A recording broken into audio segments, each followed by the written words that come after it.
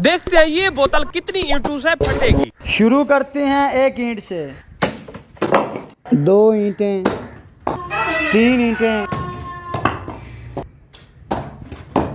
दोस्तों जैसा कि आप देख सकते हैं 4 ईंटों से भी ये नहीं फटी, तो हमने अभी 5 बांधी है।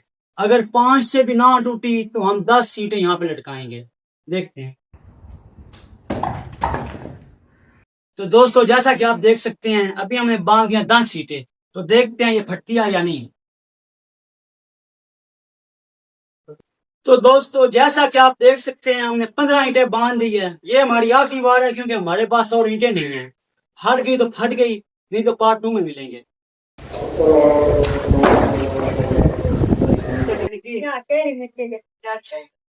दोस्तों आप देख सकते हैं आज के लिए इतना ही।